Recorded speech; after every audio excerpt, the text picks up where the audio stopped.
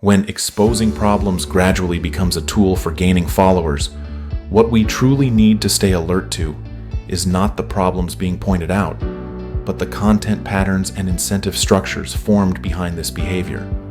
In the content ecosystem of the digital industry, a certain phenomenon has indeed emerged. Some commentators continuously and intensively question mainstream projects.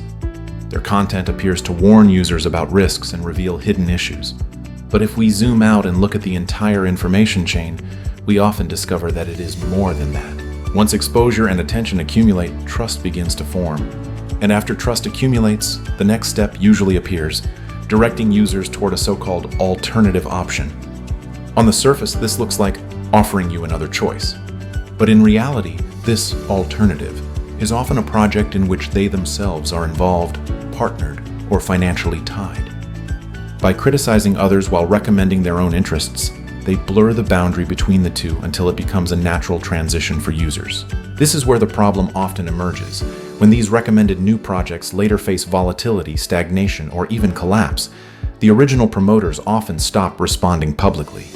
Those who once positioned themselves as watchdogs no longer feel any obligation to give users clarity. This is the risk. Criticism, which should function as oversight, is distorted into a marketing tool.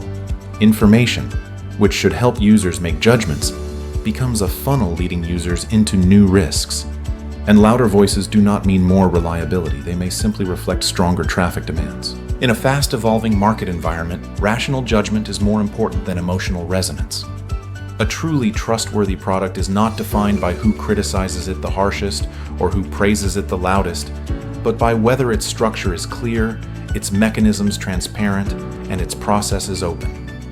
A genuinely responsible content creator should not be loud only when questioning others, but quiet when their own claims are examined. Therefore, we need to recognize a reality.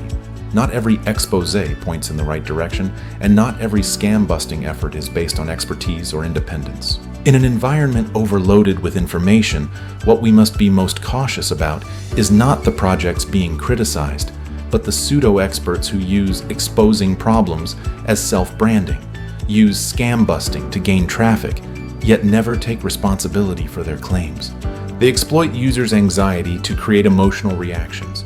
They use the name of oversight to channel attention toward their own interests.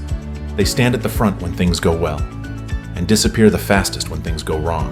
What truly needs to be exposed may be these pseudo-experts who hide behind the banner of scam busting while packaging themselves as credible authorities.